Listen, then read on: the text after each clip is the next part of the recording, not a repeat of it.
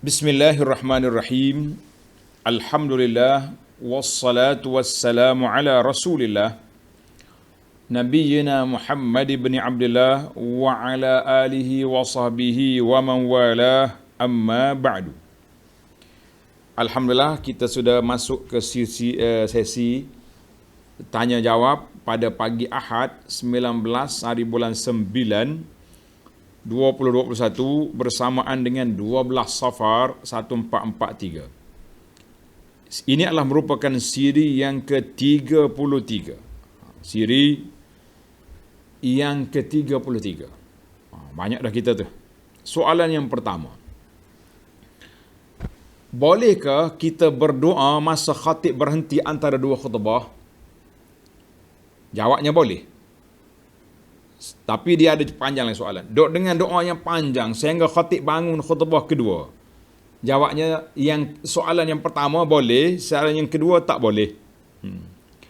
Para ulama yang mengatakan, di antaranya Syekh Ibn Hajar Al-Haytami, di antara dia kata doa ketika khatib duduk antara dua khutbah, itu di antara tempat yang diharapkan mustajabnya doa. Diharap mustajabnya doa, maka kita ambil peluang kat situ. Kita ambil peluang di situ untuk berdoa.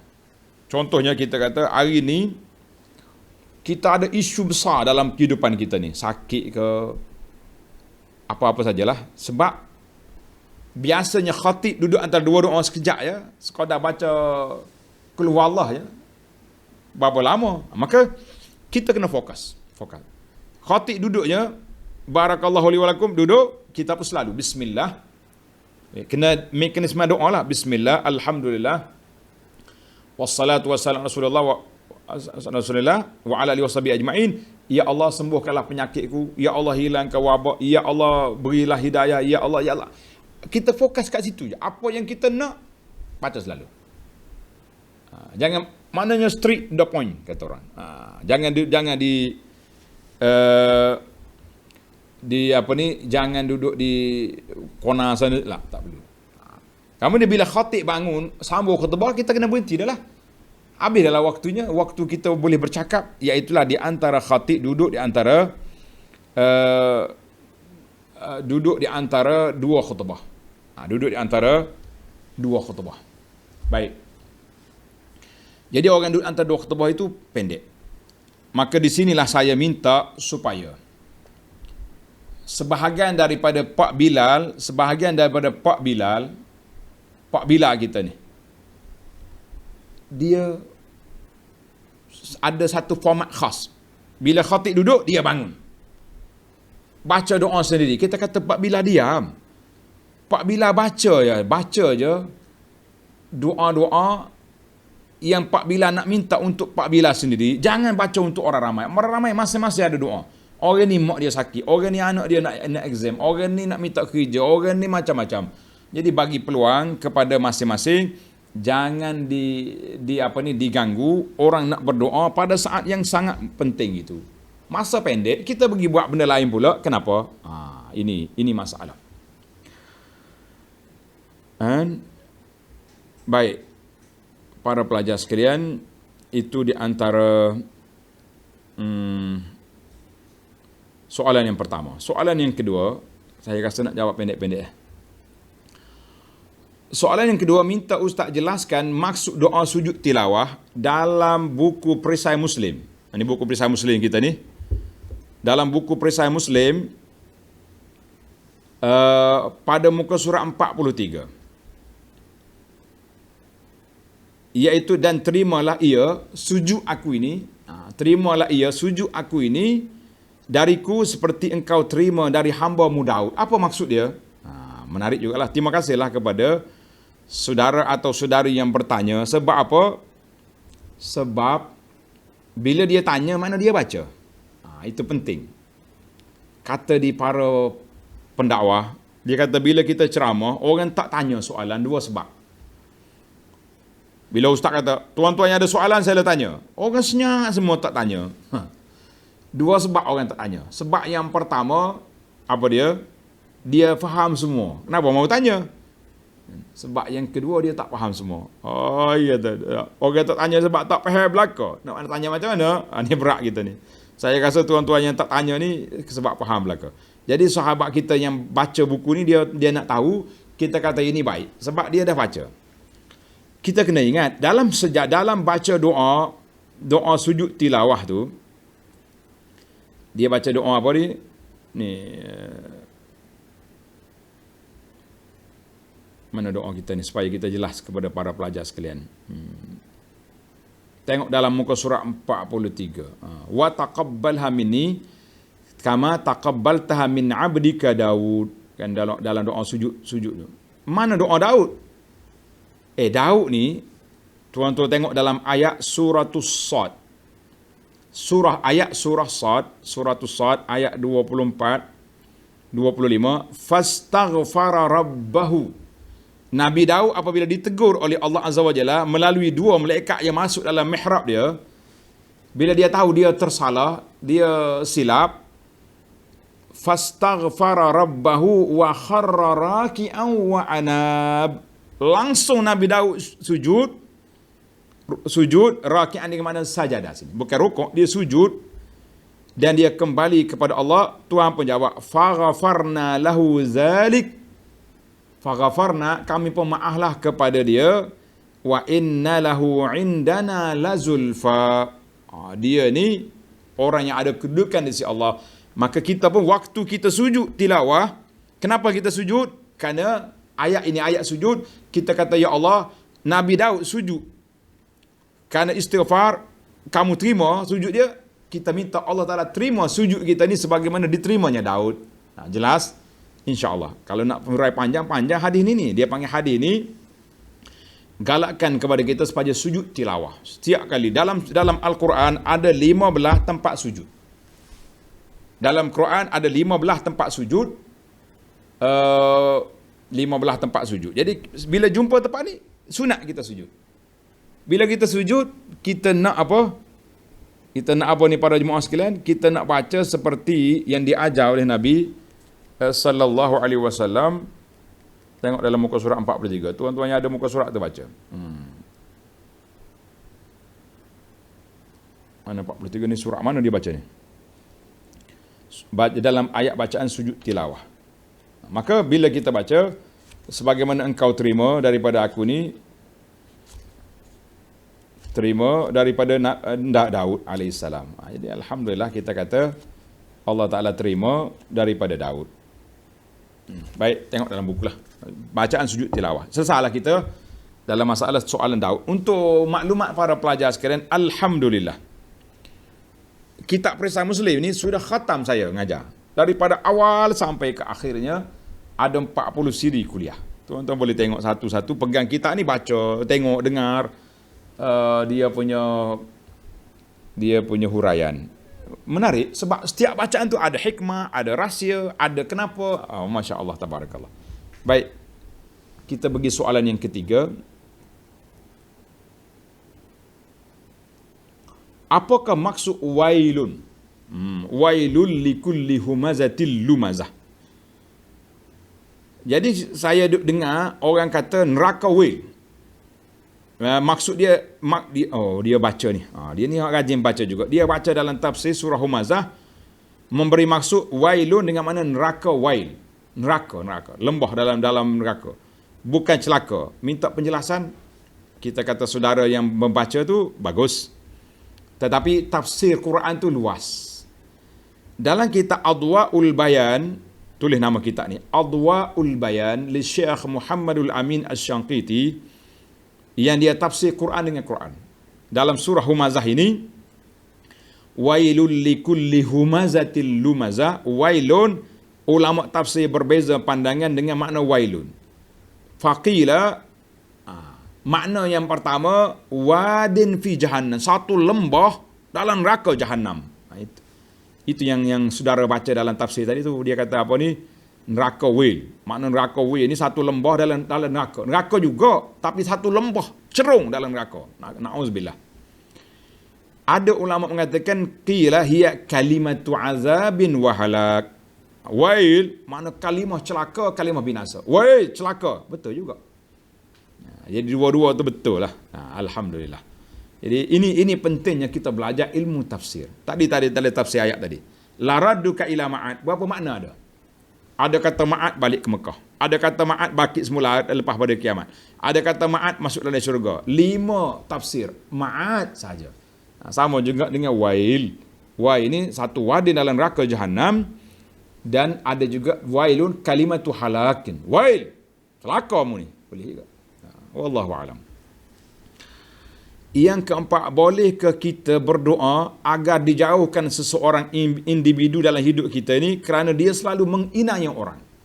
Allahu akbar. Orang ni zalim. Mana kalau dia hidup di pejabat, dia jadi ketua pejabat yang suka kenak ke staf. Staf ni tak mengampu dia, tak naik jawatan. Dia punya laporan rekod buruk. Padahalnya kawan ni buat kerja baik, tapi dia zalim. Dia tidak telus dalam laporan dia. Bolehkah kalau kita doa biar dia ni jauh lah, duduk pejabat lain ke, tukar ke mana-mana ke, ataupun kita ditukarkan, tak mahu kita tukar, rumah saya belah ni. Maka dalam masalah ini, tuan-tuan dan puan-puan, kita kena berlaku adil. Kadang-kadang kita rasa orang buat zalim kepada kita, kita tak terasa kita buat benda tak betul. Kita tak terasa kita buat benda yang tak betul. Benda yang tidak betul. Sebab apa benda tak betul? Sebab apa benda tak betul? Kita buat salah, tapi bila orang ambil disiplin, kita pula rasa kita dizalimi. Itu kena hati-hati. Kita nak kata orang zalim kepada kita, kita tengok juga kita betul tak betul. Dalam masalah ini, kita boleh berdoa kalau kita rasa orang ni tak baik. Orang ni buat zalim kepada orang, kita boleh berdoa kepada Allah, ya Allah, sekatkanlah kezaliman dia ni. Ya Allah, berilah hidayah kepada dia supaya telus, supaya berlaku adil. Boleh. Tapi jangan doa binasa. Ya Allah, binasa dia ni. Biarnya kena langgar ke, telori ke. Lah. Kita kena doa baik-baik. Yang pertama sekali, kita minta orang zalim berhenti kezaliman. Ataupun kita minta Allah Ta'ala jauhkan dia daripada kita. Bagaimana? Kuasa Allah. Jangan kita pandai-pandai pula. Ya Allah, tukar dia batuk harta ke pendalaman. Tepat. Kena masuk dengan lori Hilux yang 4x4 tu 6 jam masuk dalam hutan. Jangan. Itu kita pula buat zalim pada. Kita minta Allah Ta'ala hentikan kezaliman dia. Dan kita minta supaya dia jauhkan dia daripada kita. Boleh doa tu. Tapi kita ingatlah, kita kena sedar kadang-kadang kita yang zalim, kita kata orang zalim, bahaya. Dalam hadis, dengar ni, dalam perisai Muslim ada juga, dalam, saya tak pasti, dalam bab apa, ataupun kalau tak ada dalam buku lain, di antara doa Nabi, doa ni sahih, Nabi ajak, Allahumma inni a'udzubika min jaris su' fi daril muqamah. Fa inna jaral badiyati yatahawwal. Dengar doa ni. Ya Allah, aku minta berlindung denganmu daripada jiran yang jahat di kediaman yang tetap. Kerana jiran di padang pasir, di Badui tu, berpindah. Mana orang Badui senang. Dia ada kemah, dia pacak kemah sini. Dia rasa kambing dia jemu dah duduk makan rumput sini, dia pindah kemah negeri lain pula. Ataupun ikut musim sejuk, musim panas. Tapi kalau jiran tetap, kita dah beli rumah, ratus ribu rumah, kena jiran sebelah rumah kita ni pula, bahasa jenis, tak ada adab, duk bela hayawan yang busuk-busuk, kucing dia mari duk berak rumah kita, ataupun dia bela hayawan yang berbau busuk, ataupun dia sendiri suka bising-bising, malam-malam duk pasang lagu, duk karaoke, gedung-gedung, berat kita. Maka kita doa, ya Allah, sebelum beli rumah lagi doa. Allahumma inni a'udzubika min jaris su' fi daril muqamah. Ya Allah, aku minta berlindung daripada jiran yang buruk perangai di negeri, di perkampungan, di penempatan yang tetap. Baru kita beli istikharah nak beli rumah ni. Ada kawan saya ni beli rumah, dia tak istikharah apa. Dia tengok murah, dia beli. Saya masuk nak pergi rumah dia, dia kata, Ustaz minta maaf, perumahan saya duduk ni tak ada surau, tak ada masjid, tak ada bunyi azan, yang bunyinya anjing duduk menyalak. Kita kata, Masya Allah, apa kau beli kat sini? Mahal ni Ustaz ni. Juta lebih punya rumah. Nak beli lain sudah habis duit. Kita kata, Masya Allah. Sebab itulah nak beli rumah kena tengok persekitaran. Tengok dulu. Oh, tak betul ni. Surau pun tak ada, apa pun tak ada. Saya duduk tengah-tengah masyarakat non-Muslim untuk berdakwah kepada dia, bolehlah, dakwahlah dia. Sabar ajalah. Baik, soalan yang kelima. Salah satu nak khusyuk solat, kena faham makna ayat Quran. Betul lah, kita dah bincang dalam bab khusyuk. Tapi kalau kita buka bacaan CD Quran semasa solat supaya lebih khusyuk, boleh ke? Jawabnya tak boleh. Solat ni kita kena khusyuk, bukan CD yang khusyuk. Kita kena baca Quran, bukan dengar Quran. Kalau nak dengar Quran, pergi solat di belakang imam, bukannya dengar solat dengan CD. Lah. Tuan-tuan dan puan-puan, kata-kata hikmah daripada ulama salafus salih menarik. Tulis kata-kata ini. Saya pun tak pasti adakah dia ni sahih daripada Hasan Basri. Tapi ramai ulama salaf menukilkan kata-kata ini. Jadi kita kata ginilah lebih senang. Kata-kata daripada ulama salafus salih. Hasan Basri ke siapa? Wallahu alam. Ada riwayat kata Hasan Basri, tapi muhakkik kata wa fi sanadihi nazar, daripada kitab Abu Nuaim. Dalam kitab di Hilyatul Auliya dia kata apa? Daripada Hasan Basri dia kata tafaqqadul halawata fi thalathin. Tulis. Tafaqqadul halawah fi thalathin, carilah kemanisan iman itu dalam 3 tempat. Yang pertama fi salat, dalam solat kita. Kalau kita solat rasa tak manis iman, tak sedap je solat, cepat-cepat nak habis, itu kita kena betul balik niat kita. Kena kaji lagi kenapa. Wa fil Quran, ketika baca Quran, manis ke tak manis? Baca Quran macam nak habis, gelisah, resak lah. Perbetulkan niat. Yang ketiga, wa fi zikri, ketika kita zikir sebut nama Allah, rasa selesa ke tidak? Subhanallah, subhanallah, alhamdulillah, Allahu akbar. Kalau rasa suka, alhamdulillah. Fa in wajadtumuha, kalau kita dapati rasa selesa kemanisan iman di 3 tempat ini, famdu wa abshiru, teruskan, terimalah khabar gembira, maksud hati kita tu baik, bersih, alhamdulillah.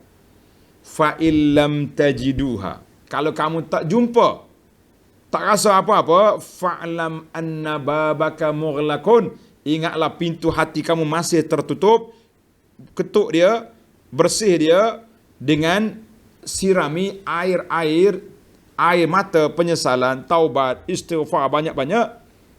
InsyaAllah Allah Ta'ala akan buka hati kita, insyaAllah. Orang tanya seorang tuan guru, dia kata, Syekh, saya nak fokus yang mana? Istighfar ke tasbih? Kan kita ada istighfar astaghfirullah al-azim allazi, itu dipanggil istighfar, astaghfirullah. Tasbih subhanallah alhamdulillah wala ilaha illallah wallahu akbar. Tasbih. Kita nak ambil yang mana? Istighfar ke tasbih? Kata di ulama, kalau kain tu kotor, klorok, sabun sesuai dengan dia. Kalau kain sudah bersih, perfume, basuh ni, orang basuh kain ni apa panggil softline, apa benda yang pewangi lebih sesuai. Kita tengok hati kita ni masih lagi berkarat, maka perbanyakkan istighfar. Tak salah istighfar dengan zikir lah sekali. Tapi kalau hati sudah bersih, jadi kita perbanyakkan zikir berserta dengan istighfar. Jadi nampaknya kita ni dua-dua kena belaka. Istighfar dan zikir, dua-dua sekali. Sebab on off kata orang, on off. Allahu Akbar. Kita minta tolong Allah Ta'ala supaya Allah Ta'ala bersihkan hati kita ini, insya-Allah. Di antara sakit hatinya, orang yang sakit hati ni bermasalah bila mari belajar, mari mengaji ni, mari belajar, bila kita sebut contoh-contoh yang perlu ditangani, komen dia pelik-pelik pula dekat bawah tu, macam-macam. Macamlah kita ni tak faham fiqhul waqi', fiqh reality. Bila saya kata kita kena betulkan tauhid dan hapuskan maksiat. Dalam ayat tadi kata apa? Kita kena betulkan, jangan sekongkol dengan orang zalim. Dia kata macam ustaz kita ni nak lunak dengan orang ahli rasuah, kata hasya wa kalla. Saya sangat anti segala jenis maksiat. Rasuah, riba, pendedahan aurat, pergaulan bebas, semua itu maksiat. Jangan salah faham. Dia kata macam kita ni membela rasuah, kata-kata wallahi tidak ada dalam hati kita ini sokong kepada benda-benda yang dosa, yang mungkar dan maksiat. Tapi yang komen tu, mari kita istighfar banyak-banyak, sebab komen tu nampak dalam hati tu macam tak apa faham apa yang kita belajar. Kalau nak belajar betul-betul. Mari mengaji, buka telinga, buka hati. Tapi kalau mari bawa hati, bila bercanggah dengan kepala kita, ustaz cakap, komen pelik-pelik, kita kata orang ni mari tidak dengan hati sejahtera, mari dengan perasaan dia nak cari apa yang dia suka je, yang dia tak suka komen pelik-pelik. Belajar adab. Kalau tak suka simpan dalam hati ataupun tinggalkan majlis. Pergi cari ustaz yang awak suka, yang sepala dengan awak, lebih baik daripada mari duduk komen yang karut-karut kat bawah ini, mencelarukan majlis ilmu orang dengan sebab kita salah faham. Sebab salah faham. Saya tidak akan sekongkol. Tidak akan menyokong. Rasuah tak sokong, riba tak sokong, segala bentuk kezaliman kita tidak akan sokong. Tapi takkan hari-hari kita nak mengepek benda sama je. Baik, soalan yang seterusnya. Yang keenam. Jika kita baca Quran dan hadiahkan pahala bacaan kepada orang yang telah mati, adakah kita akan dapat pahala untuk diri kita? Kita kata, ini masalah yang diperbincangkan oleh para ulama Islam. Masalah sampai ke pahala ni kepada orang mati. Itu dulu soalan. Ustaz, soalan ni sampai ke pahala kepada orang mati ataupun tidak? Jawabnya ada dua pandangan ulama. Di antara ulama, saya dah hurai panjang tajuk ni. Tuan-tuan boleh tengok dalam kuliah kita kepada kitab, syarah kepada kitab Perisai Sekalian Mukallaf. Dalam kitab Perisai Sekalian Mukallaf, ana dah hurai dalam bab apa? Dalam bab sampai pahala kepada orang mati. Jadi ada dua pandangan ulama. Dia kata zahaba jama'atun min ahli sunnah, sekumpulan ulama ahli sunnah di antara mazhab Hanafi, mazhab Hambali. Kita ambil awal-awal dulu. Bahawa semua pahala yang kita buat, kita boleh je beri pahala itu kepada siapa yang kita nak. Boleh beri pahala kepada siapa kita nak. Cuma bila kita beri pahala kepada orang, ni timbul soalan tadi tu, kita ni boleh tinggal lagi tak pahala kepada kita. Asyik tu bagi orangnya baca Fatihah kepada orang tu, baca Fatihah pada orang ni. Akhir kali mana yang kita? Kita bimbang, takut kita semua benda yang kita beri pada orang dan tak ada dengan kita. Jadi pandangan yang pertama, kita kata sampai pahala. Cuma qala ba'dul ulama. Tanda tuan-tuan.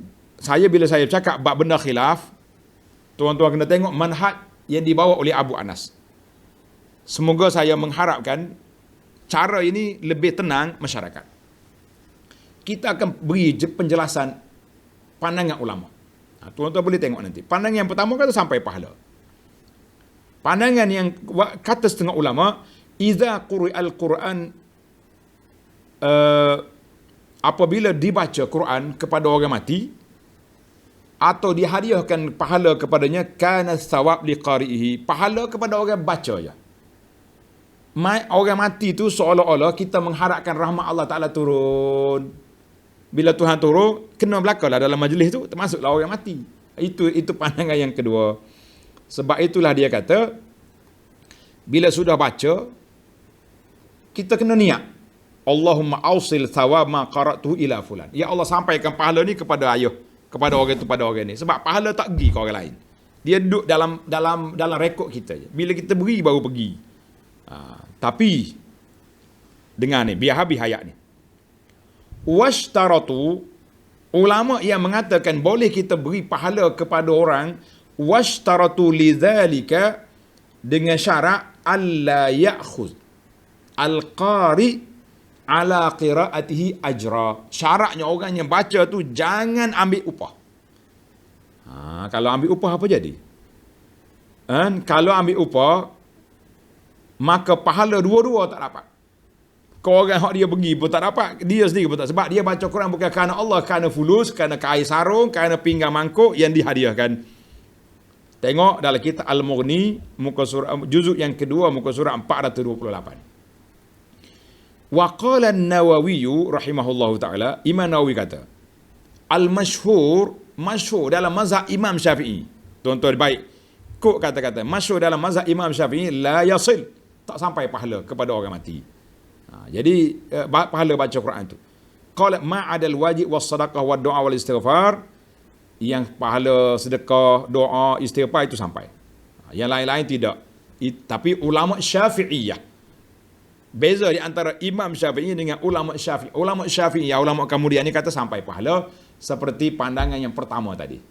Jadi sebab itulah kita kata masalah khilaf ini, kalau tuan-tuan ambil masalah khilaf, kita kena ambil jalan yang paling selamat. Nak sedekah juga boleh, tapi jangan upah.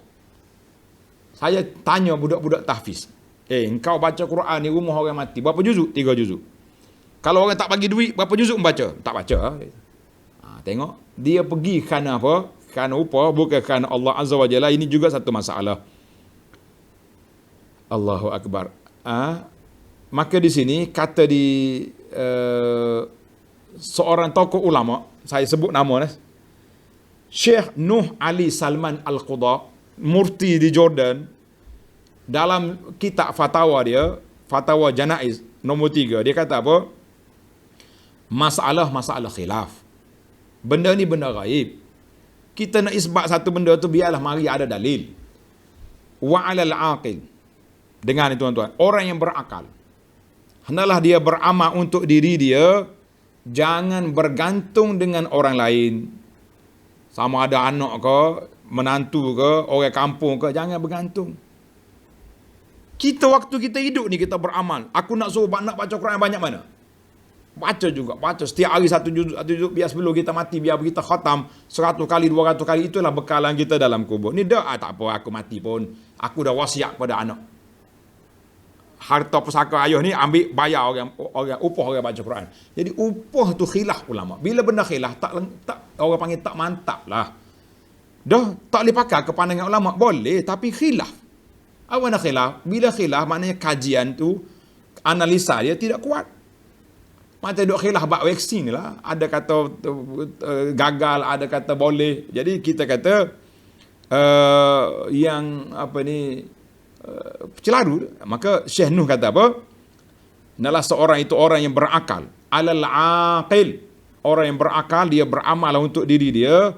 Jangan bergantung dengan orang lain. Wa ala haula. Kepada anak-anak jangan lupalah kita berdoa, sedekah kepada mak ayah kita. Limpah kurnia Allah Ta'ala itu sangat luas, tapi jangan, maka timbullah kepada soalan kita tadi, dia duk sibuk boleh pahala ke siapa, kita kata khilaf ulama. Sebaik-baik yang kita buat untuk diri kita. Galakkan orang baca Quran sendiri, jangan tunggu upah orang. Wallahu alam. Pasal tu saya kata benda khilaf ni tak boleh kita nak mati ya. Kalau saya ambil pandangan boleh sampai pahala, tapi kita tak, macam mana dengan pandangan ulama-ulama besar? Imam Syafi'i sendiri kata tak sampai pahala. Macam mana kita nak ketepikan pandangan imam kita? Imam Syafi'i tak boleh pakai dalam bab ni. Masya-Allah. Ada seorang budak tu, dia kata dia tak pakai mazhab. Dia sebut Imam Syafi'i, dia panggil Pe'ing. Apa punya Pe'ing? Kita kata masya-Allah budak ni. Punya adab, punya akhlak. Masya-Allah, tabarakallah. Mari kita jadi orang berakal. Amalan untuk kita bekal, kita bawa sekarang. Jangan tunggu dihantar oleh anak-anak. Baik. Soalan yang ke-7. Soalan lepas-lepas ni saya nak pendek dah.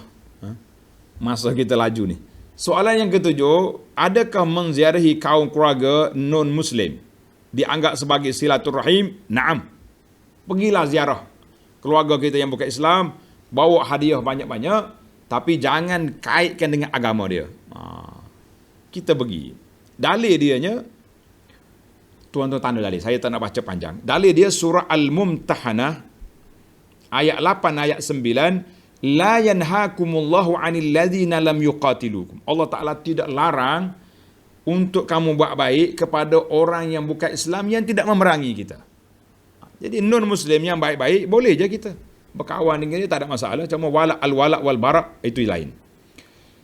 Katanya sebab turun ayat Quran ini ketika Asma binti Abi Bakar mari jumpa Nabi SAW.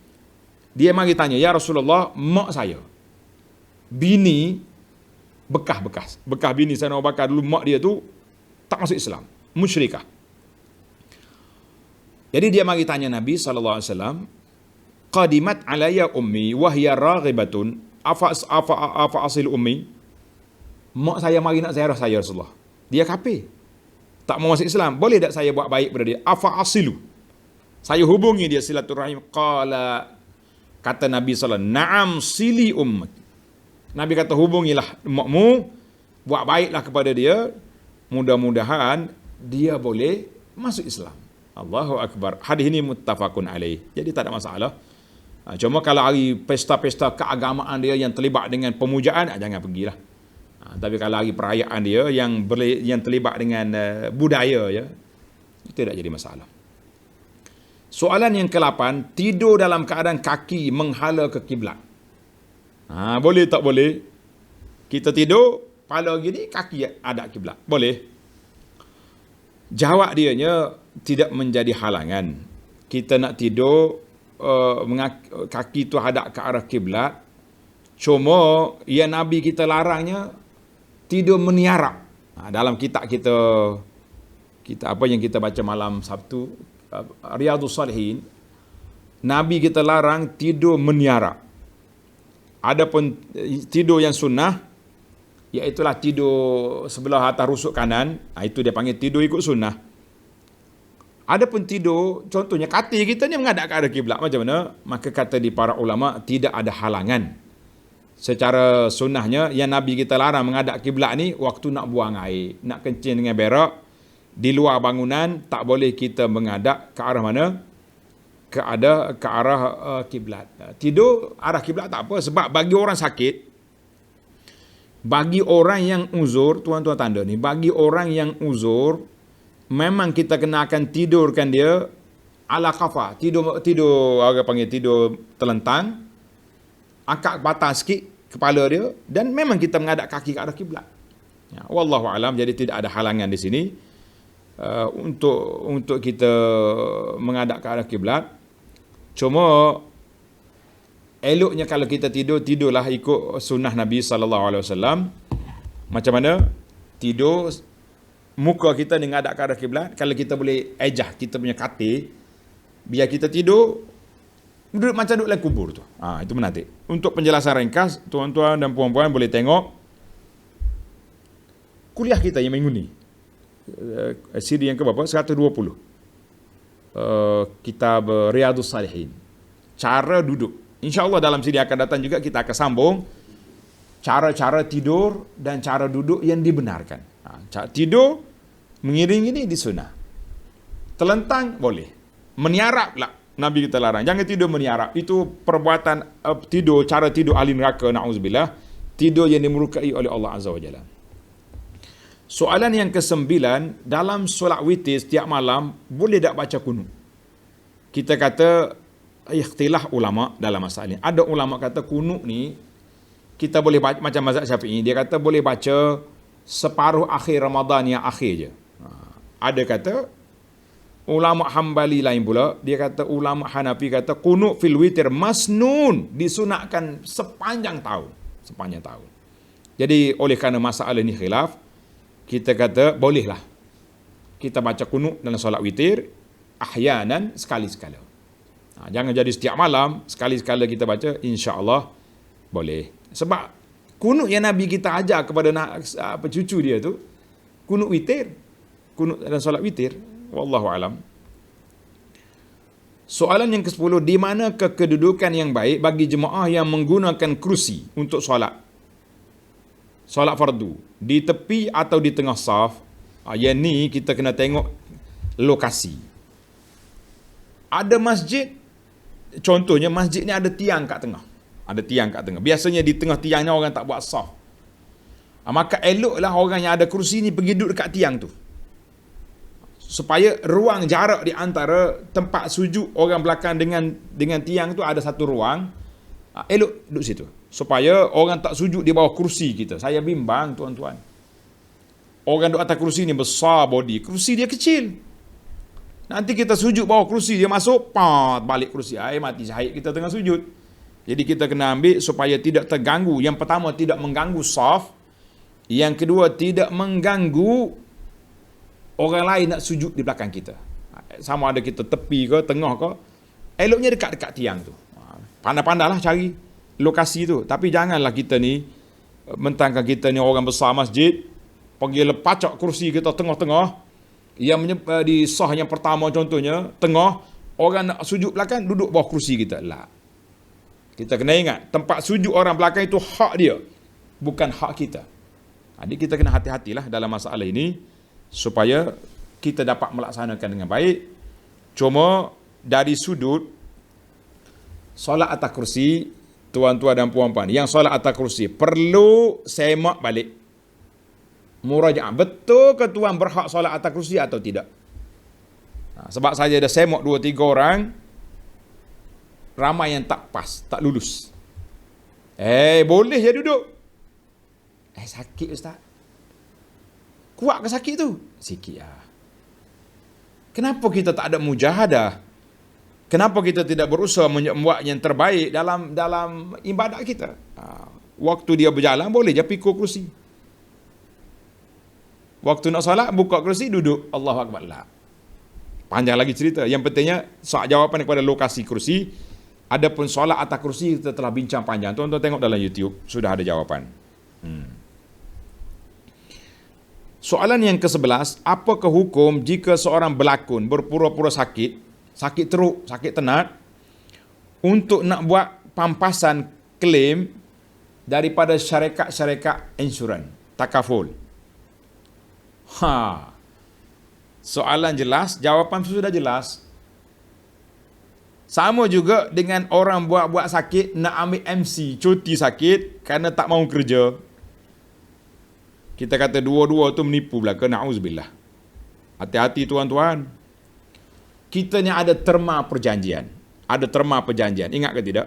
Terma perjanjian. Apa nak terma perjanjian?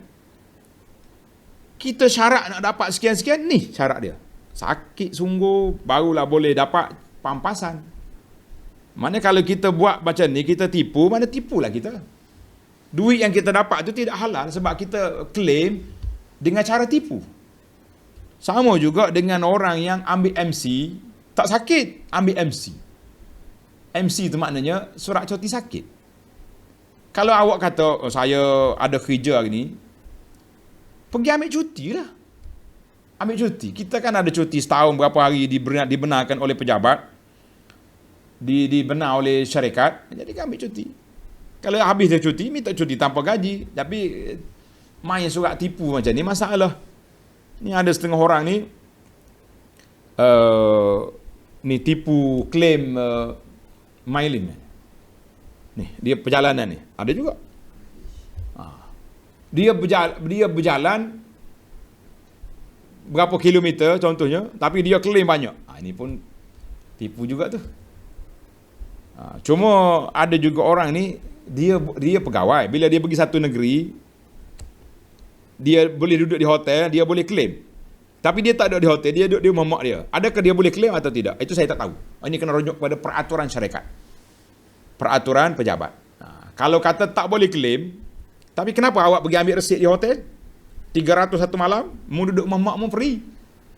Adakah halal 300 itu? Perlu disemak. Saya tak jawab di sini. Cuma saya kemukakan soalan supaya tuan-tuan yang buat kerja benda ni berhenti. Rugilah ustaz, saya tak claim, saya mampu. Kita kerja. Syarikat tu bagi gaji setiap bulan, kerajaan bagi tekanlah, kalau kita ni tak ada toleransi lah. Benda yang kita tak buat, kita claim, maknanya kita berdosa.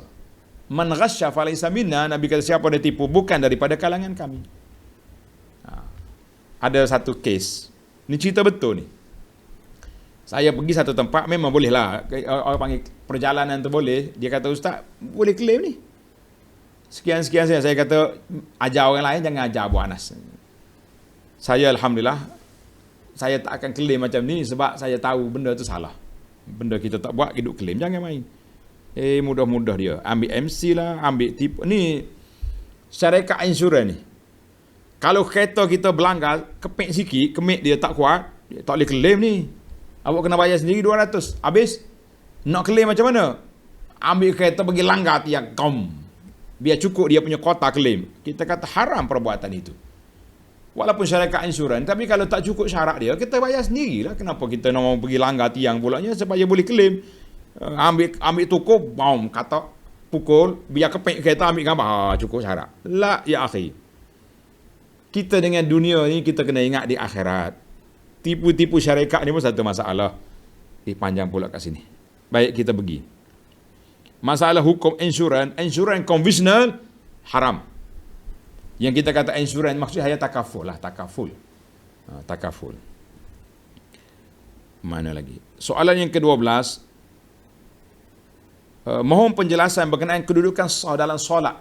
Kan kita ni sekarang ni masjid besar akan diletak penghadang. Slide door, grill, untuk nak aircon ni dia tutup dengan cermin contohnya. Maka terhalang untuk orang sebelah tu masuk. Boleh tak boleh? Jadi di sini kata di para ulama, sekiranya dalam sebuah masjid, salah satu masjid yang tak ada masalah. Orang duk tingkat atas ke tingkat bawah ke sebelah-sebelah tak ada masalah.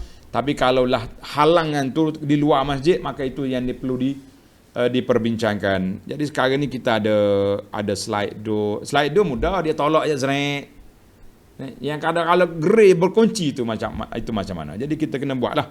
Mana di depan disebut hukum orang solat dalam masjid yang sama, tertutup, itu tidak jadi halangan, insya-Allah. Tapi kalau di luar bangunan lain, itu maka kita kena buka pintu biar boleh masuk. Huraian panjangnya kena tengok dalam bab salatul jamaah. Tuan-tuan buka dalam kitab saya mengajar, nama dia Al-Mu'tamad. Al-Mu'tamad dalam bab solat, hubungan makmum dengan imam. Saf, itu ada situ huraian panjang. Kesimpulannya, kalau dalam masjid kita kata bolehlah, insya-Allah. Dalam masjid, sebagaimana kata ulama dalam fiqh Syafi'i, dia kata apa? Syarat sah ikut imam dalam solat berjamaah, iaitulah makmum kena tahu pergerakan imam. Sama ada dengan melihatnya, atau melihat sebahagian saf, atau mendengarnya, atau mendengar mubalik, suara penyampai suara. Jika imam nak salah satu masjid, sah mengikut imam walaupun jaraknya jauh atau terpisah dengan dinding-dinding, itu sah. Syarat satu masjid yang sama.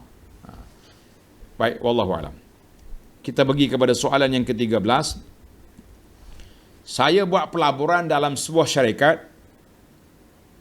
Tiba-tiba saya dapat tahu syarikat itu, pertubuhan tu ada ajaran sesat. Saya tak nak sebutlah nama syarikat, nanti kena saman pula letih aku. Sekarang ni orang main saman-saman juta-juta selalu. Syarikat itu telah difatwa sesat oleh Majlis Fatwa Malaysia. Macam mana dengan pelaburan saya?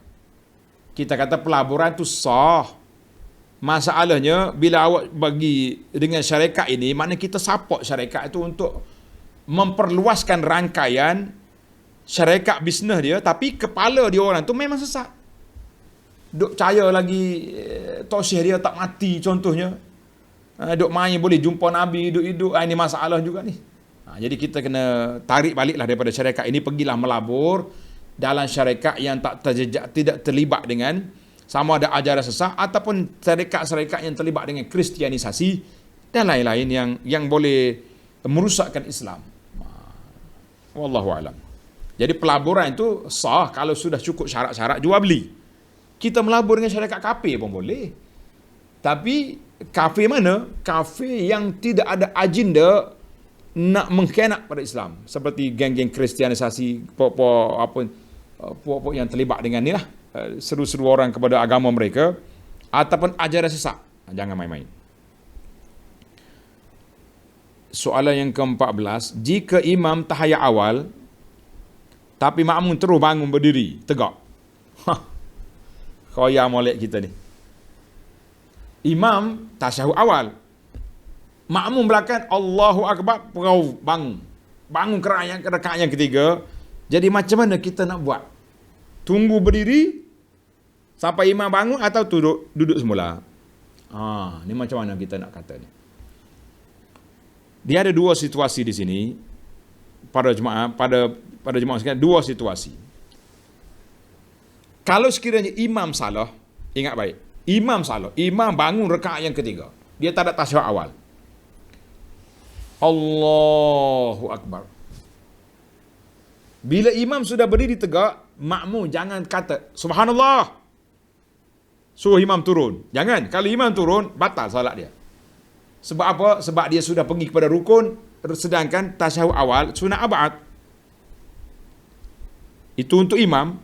Kalau imam turun, imam naik, semua kita kena bangun. Jangan subhanallah lagi. Kalau kita subhanallah, dia kejut, dia turun, masalah. Maka semua makmum kena bangun. Kata Nawawi, wala yajuzu lil ma'mum an yatakhallafa anhu litasyahud. Jangan pula makmum duduk. Aku tak lupa, imam yang lupa, makmum pun duduk. Batal solat dia. Sebab dia menyalahi perbuatan imam. Baik, kita masuk pada soalan kita. Iza qa'adal imamu litasyahud. Imam duduk tasyahud, wa qamal ma'mumu nasiyan. Makmum bangun rakaat yang ketiga. Fa'tadala qalim. Bangun berdiri tegak dah. Apa jadi?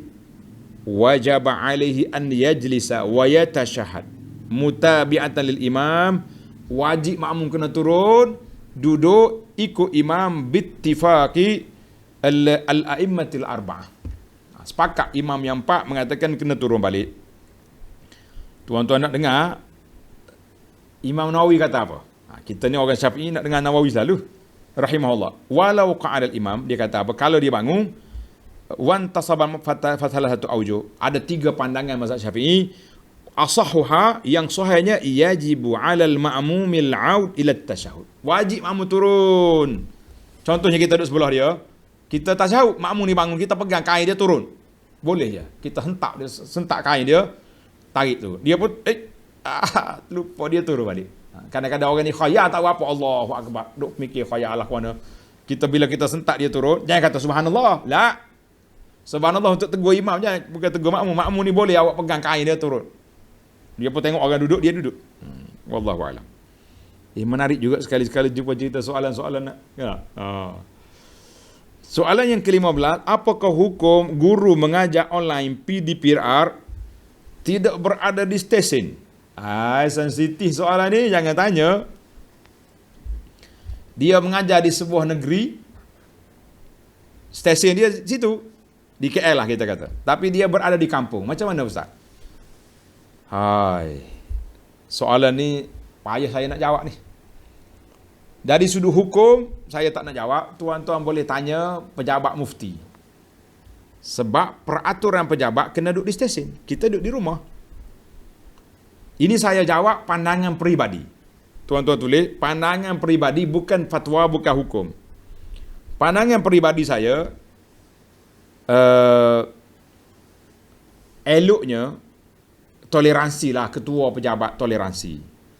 Kalaulah staf kita ni, guru duduk di kampung, dia punya PDPR online dia sama dengan duduk di stesen, kenapa kita nak susahkan dia? Biarlah duduk di kampung, dia boleh khidmat kepada mak dia. Dia daripada budak lagi. Ada orang ni umur 13 tahun dah berpisah dengan mak, duduk asrama. Abi masuk asrama, masuk EU. Abi kena hantar jauh-jauh. Tiba-tiba musim-musim PDPR, dia boleh mengajar kat rumah, kita paksa duduk di stesen, tak ada apa pun. Walaupun rumah dia sebelah sekolah, tapi dia tak masuk sekolah, dia duduk mengajar di rumah dia. Dia duduk mengajar di rumah, dia mengajar di stesen, sama kita mengatakan, boleh tak kalau kita toleransi? Ketua pejabat, bagilah ruang kepada orang ni. Lebih-lebih lagi, anak-anak yang ibu bapa dia sudah tua, perlu kepada kasih sayang. Daripada kecil kita tinggal dia, sudah tua, kita tinggal lagi. Kenapa? Sedangkan Allah Ta'ala beri peluang kepada kita, elok kita benarkan. Itu pandangan saya lah. Kalau saya jadi ketua, saya bagi je. Ni ada setengah ketua ni, backing, balik. Kalau tidak akan ambil tindakan disiplin. Sedangkan duduk di stesen, tapi masa mesyuarat pakai Zoom, pakai apa ni, alat-alat ni lah, Google Meet, apa benda ni. Sama juga. Jadi tak bolehkah kita toleransi dalam masalah ini? Hukum, cikgu, tanya majlis fatwa. Saya cuma bagi cadangan. Kalau cadangan diterima, angkat-angkatlah ke Kementerian Pelajaran. Kalau tak logik, jangan angkat. Malu saya. Kebetulan kalau Menteri Pendidikan ni kawan saya, anak akan WhatsApp dia je. Tapi bukan kawan kita, tak boleh nak main-main. Siapa dia ni? Pandai-pandai pula bagi cadangan, jangan main. Menteri pelajaran saya yang rapat dengan saya, yang saya suka lah waktu dia jadi menteri pelajaran dulu, iaitu yang berhormat Dr. Mazli, hafizahullah taala. Saya gembira masa tu, tapi dialah orang pertama yang diminta pulang balik jawatan. Kita kata tak adalah, setakat tu je dulu. Baik. Apa ni cerita? Soalan yang ke-16, minta Dr. Abu Ana beri ulasan tentang hukum akikah luar negara, di Mekah kau di lain-lain. Para jemaah sekalian, kita kena ada dua perkara. Yang pertama dari sudut fadilah, kelebihan. Yang kedua dari sudut ijza'. Ijza' ni orang apa? Boleh. Boleh kita buat kat mana-mana pun akikah kau, hari yang keberapa kau, boleh je. Tetapi kita nak buat yang terbaik untuk diri kita, untuk anak kita. Kita nak buat yang terbaik, yang afdalnya.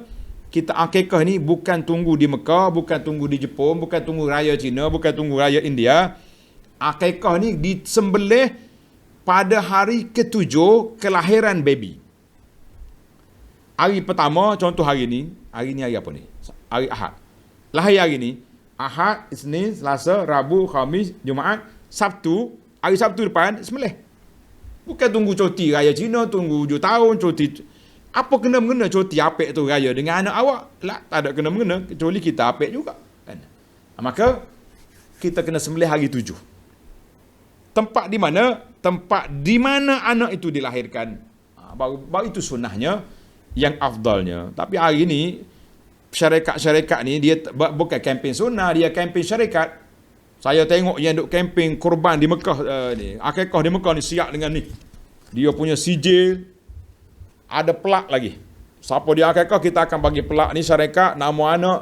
Semua ni tak ada lagi sunnah belakang ni. Semua ni sunnatut tujar nama dia. Sunnah peniaga-peniaga duk kempen orang. Yang sunnah kita nak kempennya sembelih di tempat di mana kelahiran anak pada hari yang ke-7 kalau mampu.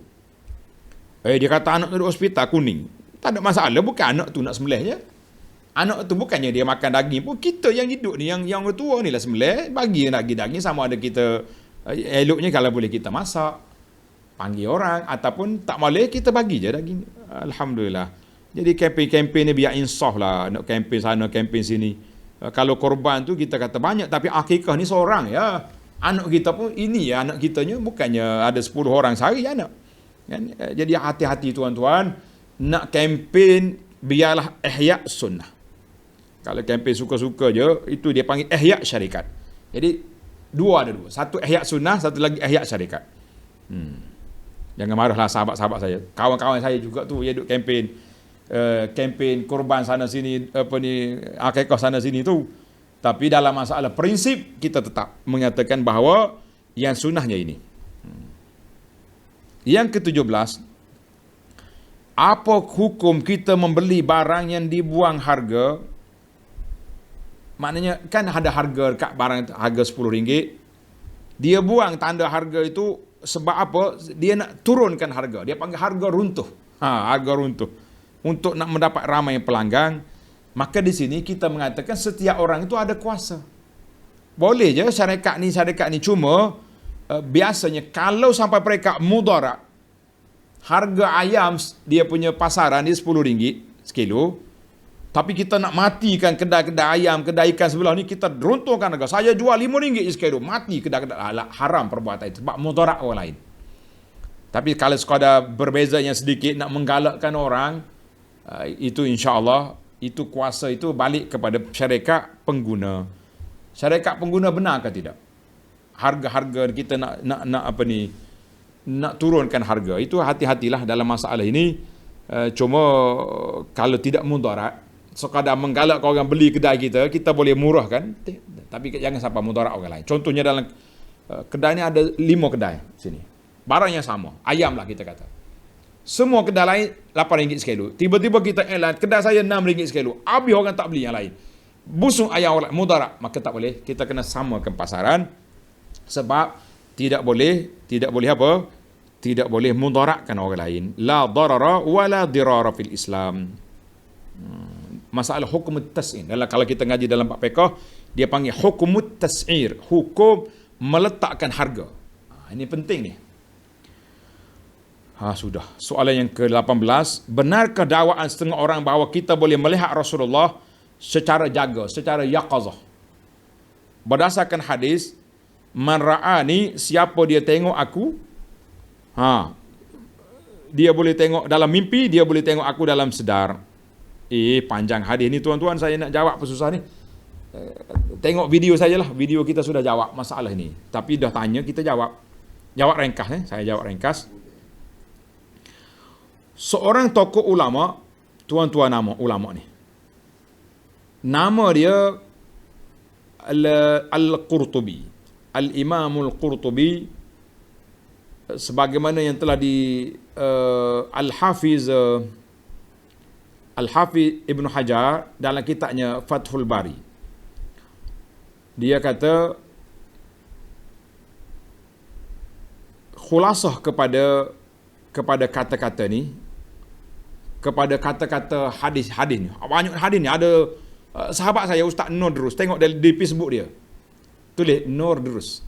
Dia buat kajian, ada 39 hadis yang menyebut tentang siapa dia tengok aku dalam mimpi, faka'anna, seolah-olah dia tengok aku jaga. Tengok perbahasan ulama. Tengok dalam mimpi macam tengok dalam jaga. Macam faka'anna. Bagus kajian itu. Jadi saya nak ambil Ibn Hajar kata dulu. Faka'annama, seolah-olah dia tengok aku dalam jaga. Bukan mana dia boleh jumpa jaga. Maka di sini kata di Ibn Hajar kata makna dianya ada banyak makna. Siapa dia buat kesimpulan, tuan-tuan tulis kesimpulan yang dibuat oleh ulama Al-Qurtubi. Al-Qurtubi rahimahullah taala, dia kata ada 6 pendapat di sini. 6 pendapat. Ibn Hajar kata yang pertama ala sabilit tashbih. Siapa dia tengok aku dalam tidur, macam dia tengok dalam jaga, macam dia tengok faka'annama. Yang keduanya fasayara, dia akan tengok waktu dia jaga.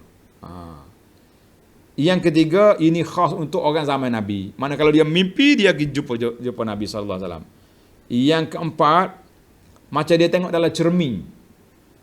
Yang kelima, dia tengok pada hari kiamat. Siapa dia boleh tengok mimpi di dunia, dia boleh tengok zaman hari kiamat esok.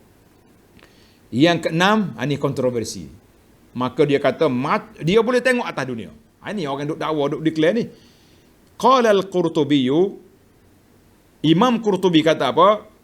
Mungkiran, mengengkar pendapat yang keenam. Siapa dia tengok dalam mimpi, dia boleh tengok dalam jaga.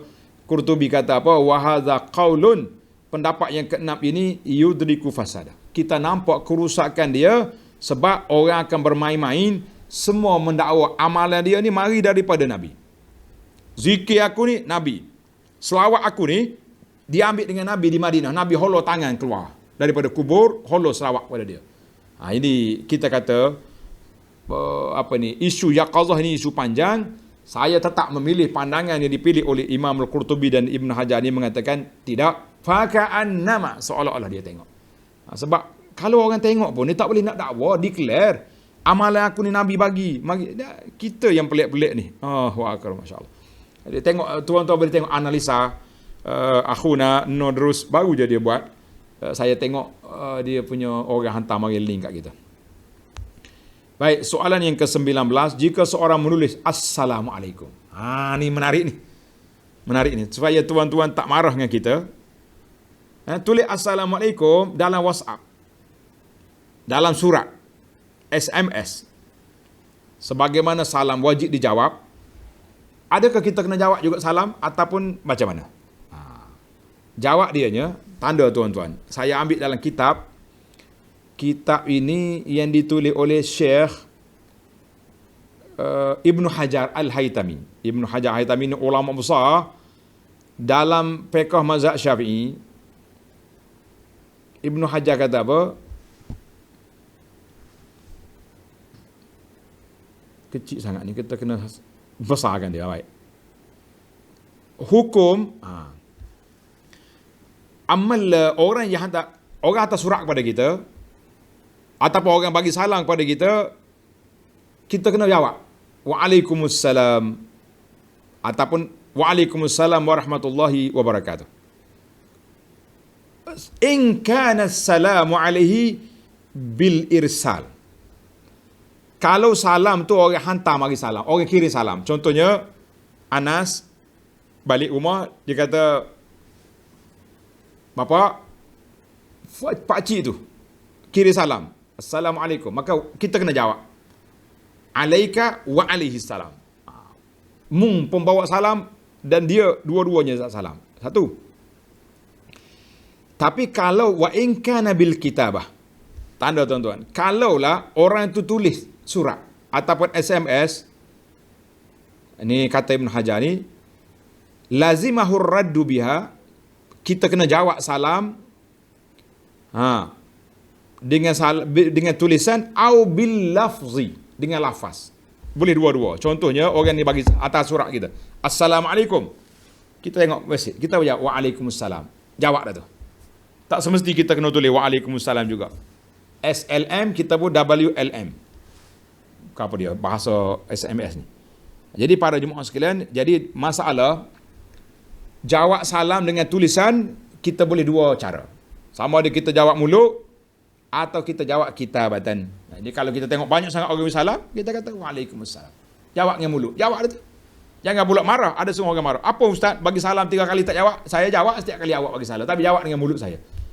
Dia akan panggil lafzan au kitabatan. Dua-dua tu boleh. Jadi kita boleh pilih lah. Kalau soalan apa ni, orang bagi salam kan nak cakap dengan kita, boleh je kita kena jawab lah Waalaikumsalam. Tapi kalau soalannya beratur masuk Assalamualaikum, jawabnya setengah hari kita duk jawab salam orang. Jadi jawab dengan mulut, selesai lah masalah. Alhamdulillah. Tapi kalau menimbulkan apa ni, menimbulkan fitnah, eloklah tuan jawab lah Waalaikumsalam. Tulis mulut. Ataupun dia bercakap dengan kita khas. Lain lah gitu. Jadi yang tanya soalan tu tak payah bagi salam lah saya rasa. Atas soalan je senang. Kalau tidak admin kita tak jawab, dia kata tak jawab salam, dia jawab tu, dia jawab dengan mulut. Soalan ni pelik lagi ni. Kita pun tak dengar lagi ni soalan ni. Dengar ni tuan-tuan, jangan lari. Soalan yang ke-20, hukum tanam pokok dalam pasu yang tumbuh banyak. Jadi sesak dalam pasu itu. Ada saya dengar ceramah berdosa. Sebab bila pasu kecil, pokoknya banyak, jadi kita menginanya pokok itu tak cukup makan lah, tak cukup air macam-macam. Kita kata tuan-tuan dan puan-puan, kita berinteraksi dengan pokok tak sama interaksi dengan makhluk. Kalau kita kurung kucing, burung dalam sangkar tak bagi makan berdosa, tapi ni pokok ni, macam-macam lah dia punya fatwa pelik-pelik. Eloklah kalau pokok tu kita nak tanam, ambil ya, pergi tak dalam pasu air, tak ada mana. Wallahualam. Yang ke-21, sekarang ni sudah ramai orang mula buat majlis Yasin ramai-ramai online di Google Meet, di Zoom. Bila ada orang sakit, orang nazar, buka Zoom cepat-cepat baca. Kita kata ini tidak ada dalam sunnah Nabi SAW. Tak usah duduk reka-reka lah ibadat ni. Tak usah duduk reka banyak sangat. Jadi yang baiknya, kalau orang sakit kita doakan.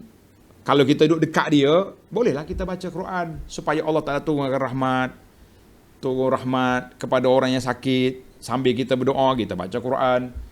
Jadi ni buat geruk-geruk, tak tahu di mana orang sakit duduk mana, kita duduk baca kat lain, tak perlulah. Berfenomena baru dalam dunia ini. Hadis, ada satu hadis yang disebut tentang Yasin 5 quri'alah. Yasin ni dia panggil satu surah, bahasa kita panggil multi-purpose. Semua benda. Orang sakit Yasin, orang nak periksa Yasin, semua Yasin. Tidak ada hadis yang sahih yang menyebut yang demikian. Cuma ada asar daripada sahabat yang mengatakan kelebihan baca Yasin. Tapi asar itu pun dipertikaikan oleh para ulama hadis. Wallahu alam. Jadi kalau nak bacalah. Tapi kalau nak budayakan dengan Zoom ni, tuan-tuan yang belajar tak usah duk ikutlah dengan orang kampung yang tak mengaji tu. Ni kita ustaz pun duk Zoom juga, macam mana macam ni? Habis nak macam mana? Sedap juga soalan tu. Daripada intelek sudah menjadi encelek bila kita tegur benda-benda macam ni, kan? Maka saya kata doa. Kita daripada jauh, kita dengar sahabat sakit, terus berdoa. Angkat tangan. Tak angkat tangan pun tak apa, kita berdoa. Doa, minta Allah Ta'ala selamatkan dia, sembuhkan penyakit dia. Sebab itulah pendekatan saya bila saya dengar, tengok orang sakit ke apa, kita doa lalu. Bismillah, alhamdulillah, Allahumma inni as'aluka bi asma'ikal husna, sembuhkan penyakit sahabat aku ini. Nabi kata doa yang mustajab. Dengar tuan-tuan, doa yang mustajab, doa bi zahril ghaib, tanpa diketahui oleh Tuhan. Dengar orang sakit, doa. Sakit. Tak payah hantar mesej dia, tak apa. Ni hantar SMS pula. Baru sudah doa kepada awak, mudah-mudahan awak sihat. La. Doa kita dengan Allah. Hai. Banyak budaya kita ni. Budaya-budaya ni sudah masuk baru tu. Soalan yang kedua, bagaimana cara nak tuntut hutang dari keluarga sendiri? Bimbang takut putus keluarga. Tajuk soal asal hutang ni banyak sungguh ni. Saya kata ginilah, tuan atau puan, berundinglah dengan baik-baik dengan keluarga. Kalau kita minta, dia kata dia tak ada duit nak bayar. Dah kita tahu dia tak ada duit, minta buat apa? Cuma kita peringatkan dia lah. Nantilah bila ada duit esok, jangan lupa saya pun perlu juga duit tu. Kalau kakak kau, siapa dia, abang ni ada duit cukup, aku sedekah ya benda ni. Tapi aku pun terdesak juga ni. Syarikat kena tutup, kedai kena tutup, musim PKP, musim Covid. Berunding baik-baik. InsyaAllah, mudah-mudahan Allah Ta'ala doa kepada kita. Tapi kalaulah di saat dia tak mampu nak bayar, kita pula kaya, kita pergi sedekah, itu yang terbaik. Memang tak berkelahi dengan adik-beradik. Marah pula orang tanya, tak puas hati tak macam ni. Orang suruh nasihat, dia suruh pergi sedekah pula. Soalan yang ke-23, kita berita cakap ni, ada segelintir keluarga tak nak pergi solat masjid sebab masjid tempat saya tu baca kuat, speaker kuat. Speaker kuat ni di luar, dalam masjid biasa ya, biasanya begitu. Jadi dia orang pergi jemaah masjid solat yang perlahan je. Saya pun tak faham juga soalan ni. Tuan-tuan kalau tanya soalan, tanya biar jelas-jelas sikit kan. Tak pergi solat kenapa? Sebab imam baca kuat. Memanglah kalau solat jahri kena baca kuat. Kalau tidak salah sunnah pula. Solat yang tengah hari, solat baca perlahan, lain pada Jumaat kan. Jadi nasihat sayanya, kita jangan duduk pelik sangat. Kita tak suka dengan imam ni, kita pergi imam masjid lain. Banyak lagi kan surah-surah atas dunia ni. Kenapa duduk terikat dengan satu? Macam semalam, soalan semalam tu. Dia tak pergi masjid sebab dia pandai. Orang lain semua tak erti belaka. Ni masalah. Wallahualam. Saya tak jelas soalan ni. Ni soalan 24. Ada seorang ustaz mengajar. Bila kita sebut Bismillahirrahmanirrahim, kita kena kata Allahummarhamni. Lepas tu bila nak habis ngaji Quran, Bismillah Allahummarhamni, Bismillah Allahummarhamni, kita kata memang ada dalam sunnah Nabi sallallahu alaihi wasallam. Bila Nabi kita baca ayat-ayat yang menyentuh tentang azab, Nabi kita akan minta perlindungan. Bila tentu ayat tentang azab, Nabi kita akan minta apa? Minta perlindungan. Bila sebut ayat rahmat, Nabi kita minta. Tapi setiap kali baca Bismillah Allahummarhamni, saya pun tak jumpa juga nas yang sebut macam ni. Baik, soalan yang terakhir. Kalau wasiat secara lisan tanpa saksi, hanya di antara pemberi dengan penerima, sah ke tidak? Wasiat macam ni banyak menimbulkan masalah. Sah dah wasiat dia tu. Tapi siapa nak mengesahkan sebab tak ada saksi? Sebab itu bagi saya nasihatlah kepada tuan-tuan dan puan-puan, kalau wasiat, tulis. Saya wasiatkan 10,000 bagi ke pondok. Tak kira lah pondok Sungai Riang ke pondok mana. Tulis. Bersurat. Anak dia tanda tangan. Anak yang ada di rumah 2 orang. Jadi bila mak dia mati, abang-abang balik, adik cakap, bang, mak kita pesan ni 10,000 bagi pondok ni. Tapi kalau dia cakap mulut je, aku tak dengar pun. Lebih-lebih lagi wasiat yang boleh menimbulkan masalah. Mak pesan ni, kereta bagi kat aku. La. Allah Ta'ala nak sekat perbalahan anak-anak. La wasiyata liwaris. Nabi kata, tidak ada wasiat kepada waris. Jadi dalam masalah wasiat ni, boleh kita wasiat. Wasiat apa? Wasiat tak secara lisan jadi, tapi kena ingatlah setiap benda tu kena tulis. Dalam hutang, Allah sebut di akhir surah Baqarah, "Idza tadayantum bidainin ila ajalin musamman faktubu." Bila kamu berhutang, tulis. Ni setengah orang yang sensitif bila kata, "Ustaz, Haji, tulislah sikit." Engkau tak percaya dengan aku ke? Bukan tak percaya, Allah suruh tulis. Sama juga dalam isu wasiat. Hendaklah kita tulis supaya tidak menimbulkan perengkaran ataupun menimbulkan masalah nanti, insya-Allah. Baiklah para pelajar sekalian, cukuplah 25 soalan untuk hari ini. Yang tak dapat dijawab, minta maaf. Kalau ada masa nanti admin kita boleh forwardkan jawapan-jawapan yang telah lepas.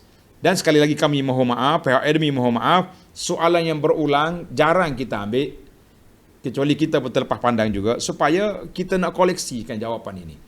Alhamdulillah. Jazakumullahu khairah kepada semua yang terlibat, dan juga barakallahu fikum kepada semua para pelajar yang setia untuk belajar, sama ada live ataupun rakaman kita nanti, insya-Allah mudah-mudahan ada manfaatnya. Subhanakallahumma bihamdika asyhadu an la ilaha illa anta astaghfiruka wa atubu ilaik. Wa sallallahu ala nabiyyina Muhammadin wa ala alihi wa sahbihi ajma'in walhamdulillahi rabbil alamin. Wassalamualaikum warahmatullahi wabarakatuh.